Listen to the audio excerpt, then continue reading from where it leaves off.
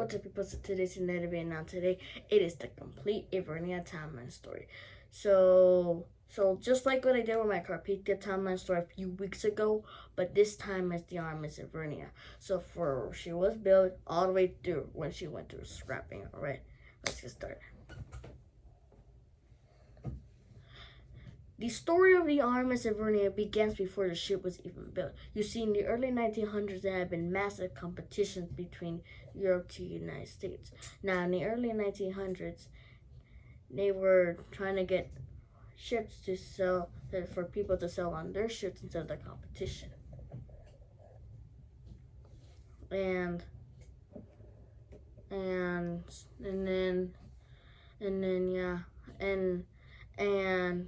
although on this video we're gonna focus on two, most specifically the Scotland and the Cunard Line. Now the Cunard Line will end up building the RMS ivernia. However, we'll talk about that in a minute. Remember, it's like not even the First World War. People say it's the First World War. So let's talk about Scotland for a minute. The Scotland were trying to build some big ships to sell to the United States, but they also wanted these ships to be the fastest. So what they do is build 3 ocean liners.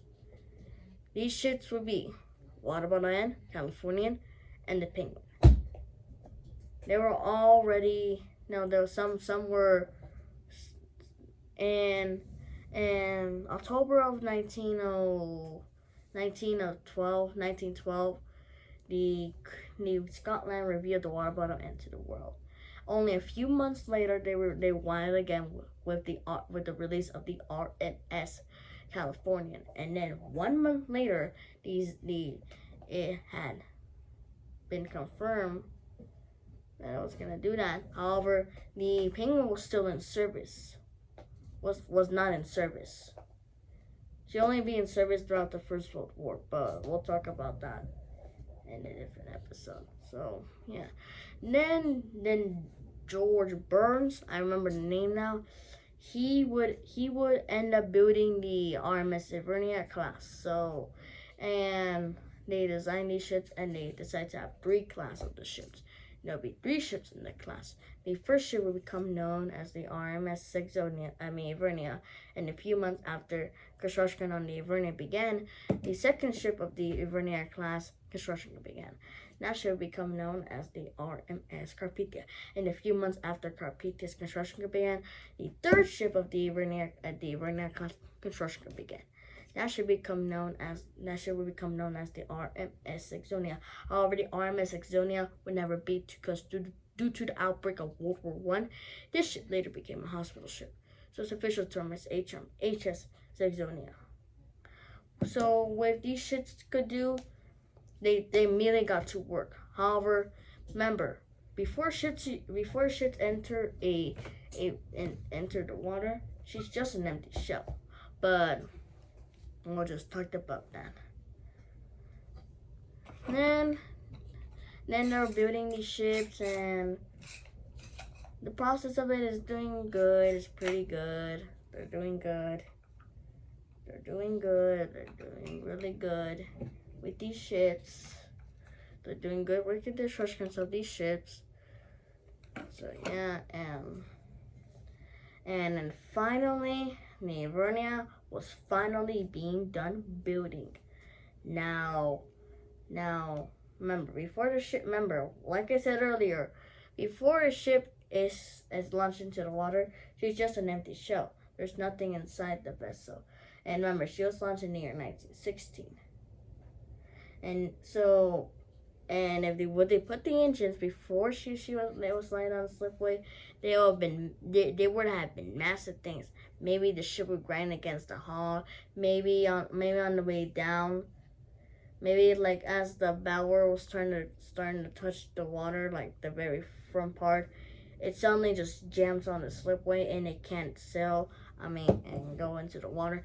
There's 1,000 reasons what could have happened if they put the engine before. When we last left RMS ivernia, she just finished sliding down the slipway and was going through her construction. However, even though she was in the water, she still has to complete everything what she has to do. So she was just sitting there, just like rocking left and right. If you saw my Carpathia episode, you'll see that when I was doing it the port, you'll see that I was saying back and forth, back and forth. Silly me. Oh yeah, forgot to mention in the last video, but next week, this next coming week, I'm going to work on Zigzonia, the Ivernia sister ship. So stay tuned for that. All right, stay tuned for that. I promise. I will keep you guys up. It's only gonna be 5 episodes because she only has a. Actually, I think it will be 3 or 4 episodes because remember she has a short career, not a 5, I think. Then the Ivernia has been finished figuring out what her process of what she is doing, and yep, now what's in. She has to complete all of her sea trials and yeah, she completed all her sea trials from the Southampton, and then finally she steamed out of the area. After many years of planning and construction, the RMS Ivernia has been finished being building. We last left RMS Ivernia. She just finished being fitting out her process and sell out and complete all her sea trials already. So in this video, and then the Ivernia but the Ivernia is selling with some. Remember, she's the only ship that has already been finished. All right, FY, this is my pneumatic. But the Ivernia is still selling.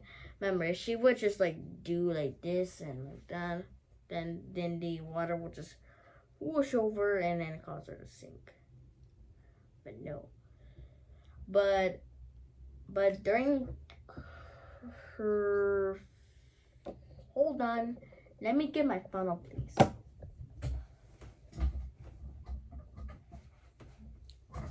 Sorry, I just got my funnel.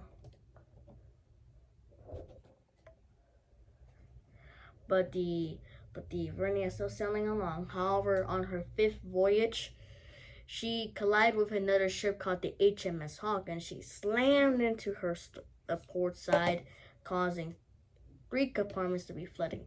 Remember, she can only handle 5 compartments being flooded. No, with 4 watertight compartments flooding. So if one more compartment would have been doomed, the Ivernia would not have been in danger of sinking. However, if it would have passed that limit and go to here and then sink the entire ship, then the ship would have been doomed. However, this wasn't the problem because they fixed the ship and the side was very bad. It's like sliced to butter with a knife. Man, that is just crazy. And then yeah, they repaired the ship, and then finally, they finished. And then on May 31st, 1917, the RMS Carpathia just finished sliding down the slipway and have finished going through construction. That's what I forgot to go through in the last episode. Sorry, missing. But the Ivernia is still going along, and it is July 17, 1918. However, all of a sudden, in the wireless operator's headphones, he encountered a very strange message from a ship that you probably already had guessed, the RMS Carpathia.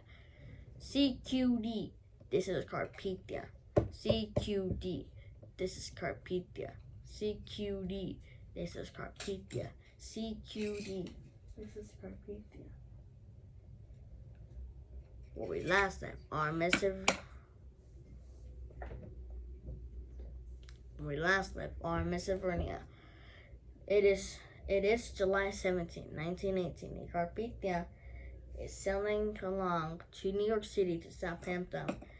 However, she encountered a very loud ring in the air because of the ivernia sister ship, the Carpathia. Now she contacted the ivernia, asking her for help. Now they didn't get this at first, and they said that they struck three torpedoes now. So one right here, one right there, and one right there. So, and she was rapidly starting to flood. It's starting to go down. And he didn't get this at first, and I'll explain what happened to the Carpathia. She had hit 2 torpedoes on her port side, leaning a little less to port, and then had another one as it was going through her pumps, and then she's eventually being doomed. I don't know why I have that. Something on my back that has been really bothering me all week. But yeah, and finally, I remember, and they sent, and the wireless operator on board the ivernia sent this message. And remember, it's like 2:30 in the afternoon, 3:10 in the afternoon, and the Carpathia is rapidly sinking. But he asked the Carpathia, I can't imagine he said this, but he asked the Carpathia, are you steering suddenly to meet us? And her column was just froze over the Morse land.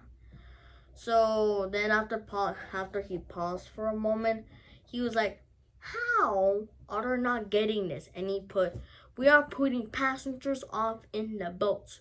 We are putting women off in the boats, sinking, just to try to get the ivernia to understand what is going on with the ivernia, with the Carpathia.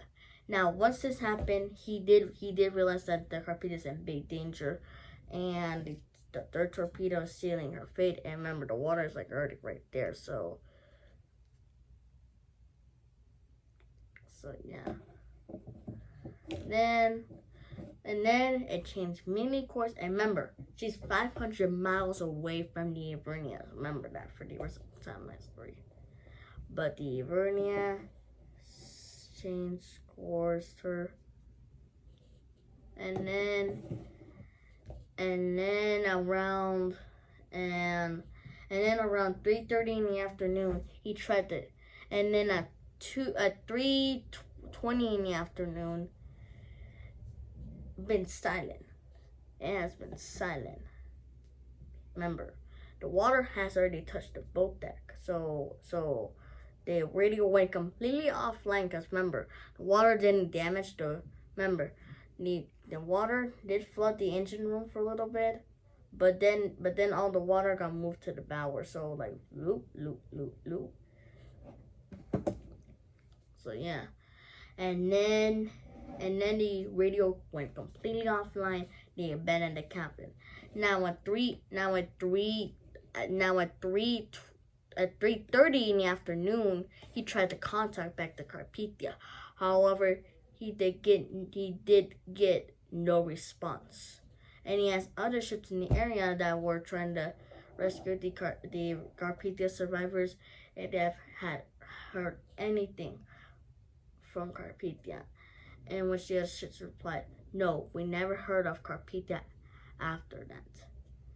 And as we all know, 3:30 in the afternoon is the exact time that the RMS Carpathia sank beneath the waves.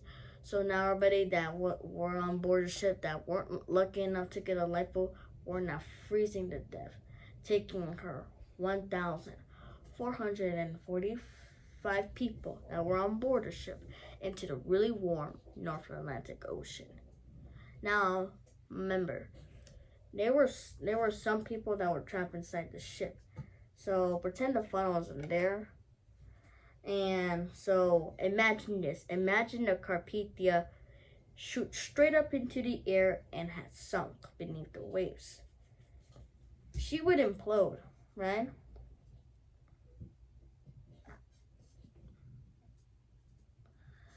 So if she would shoot straight up into the air and would start to sink and slip beneath the waves, then the stern would have eventually been imploded. Been implode. And I think on the dead bodies, I think they'll hit the last bang that were underwater, and I'll shoot them out of the bow of the ship, letting a little bit more water just to flood in there. And then I think the ship will start to rip apart. But luckily she didn't. And I think the people were trying to surf back up to the surface. However, they did realize that how deep was the very top of the ship. And then as they tried, they end up warming to death, and then they just float to the bottom with the Carpathia. And then she slammed into the seafloor. Yeah, just imagine that. Imagine she would, imagine this. Imagine the Carpathia sink by the stern. It would be very impossible. Let's say like the engine rooms were operating like right around here. Then it will start communication. But once it will touch the engine room, it will run underwater and slip beneath the waves and going underwater, and yeah. So the ivernia tried to go over to the Carpathia's position, but he saw nothing but dead bodies. With last life, RMS Ivernia, she's just been sailing away after the loss of the RMS Carpathia.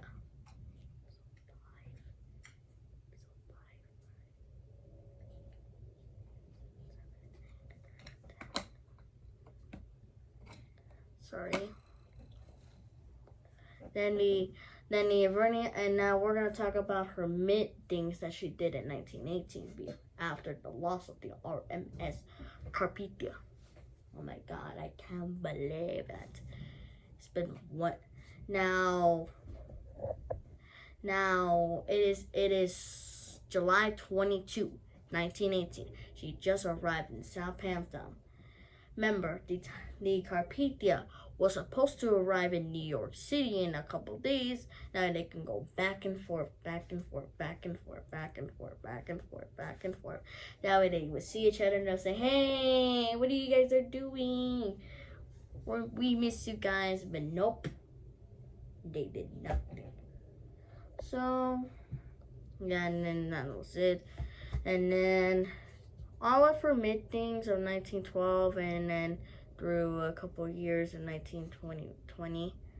However, on July 14th, 1920, in a few months in 1918, there's an outbreak called World War I will end up being breakout.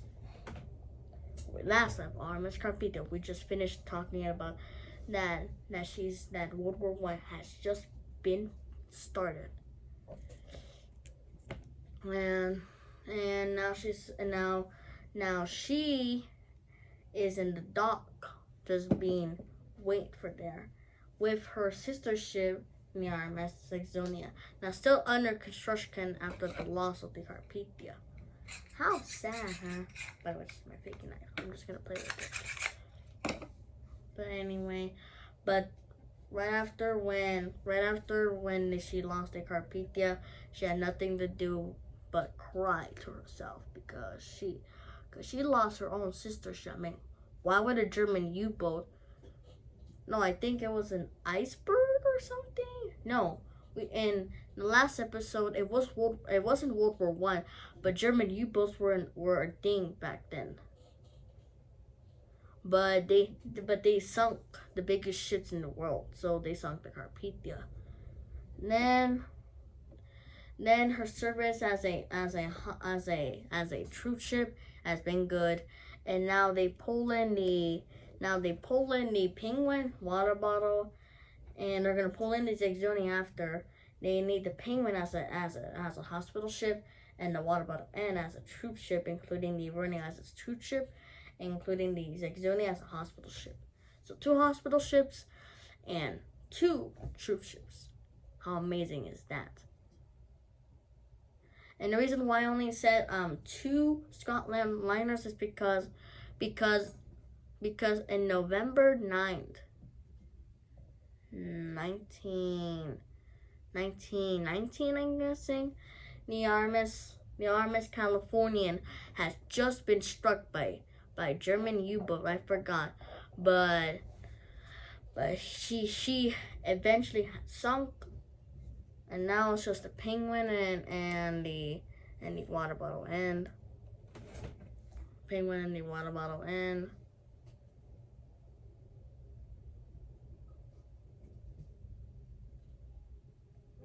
then everything is processed have been good. Hey, you see what I did there? You see? Hey, sorry, I'm just essential. But anyway, and then finally, the Zigzoni pulled into service. And yeah, however, the Ivernia wouldn't have is running me for a very long, because on November 21st, 1922, the RMS Zigzoni has just been struck by a mine, and it was far off from here, and then she rolled over to her side. Sorry, that scared me. But roll over to her side, and the funnel will not end up collapsing, and then we'll just go down. We'll end up just going down, leaving the Ivernia alone. And then 1 year later, in 1923, another loss happened. This time it wasn't the Ivernia. This time it was about water bottle N. She lost her sister ship, the Penguin. The SS Penguin. Why? Now it's just water bottle N and Ivernia all alone. Leave them all alone. Why would the Carpathia sink first, then the California, then the Zigzoni, and then the Penguin? Remember, the Penguin rolled over to her side on her starboard side. Meanwhile, for the Zigzoni, starboard side. Man, what a terrible tragedy. However, in November of 1929, World War I had officially ended. In this video, we're going to be talking about how she got the nickname Old Reliable. So let's get started. So when we last time, RMS Ivernia, she just have been finished as a troop ship for World War I.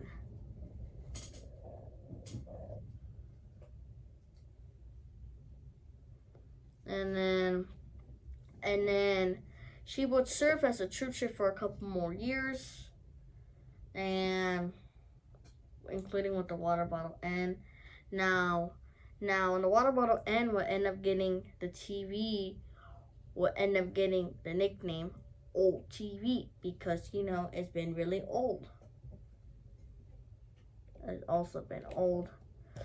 But yeah, she was doing everything what she had to do, and then she finally finished, and then she served as a regular passenger liner, and she would head to Southampton, New York, United States, Cherbourg, Queenstown, Ireland, everything, and she did all those stuff just to amaze her loss of her 2 sister ships, Carpathia and Zigzoni, including the same thing with the water bottle N after the loss of the Californian and the Penguin.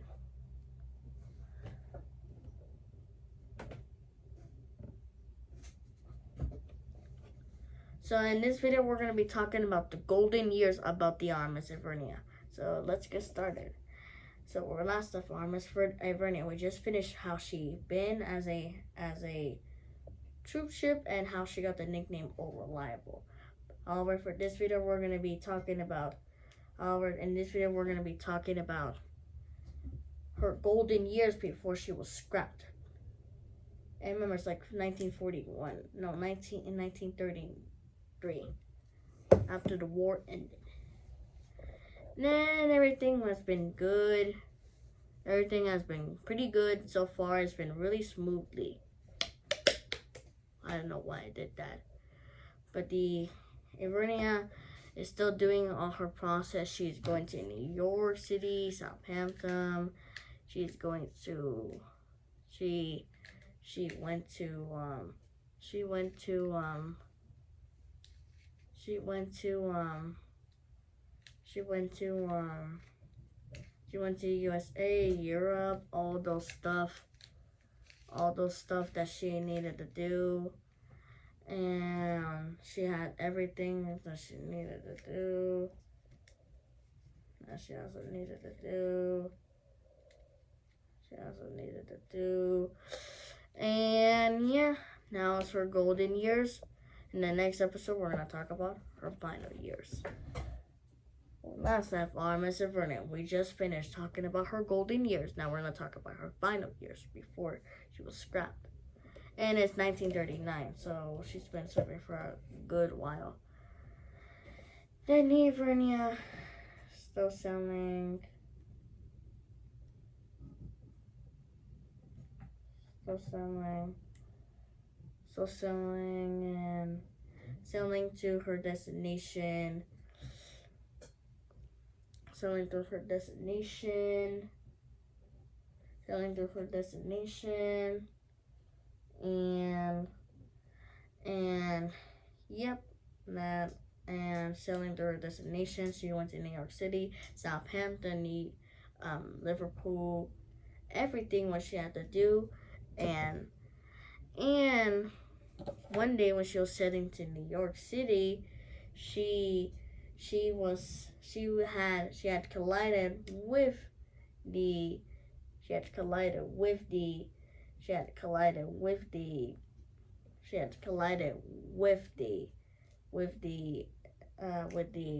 light area. Remember, it was foggy that day, and then destroyed the stern and would eventually end up sinking. However, the Ivernia would roll over the little thing to her side, and I just researched it, and they said that it didn't capsize. So pretend that it did capsize and it sunk. So yeah, and then it slammed into the bower, whooshing her to her side.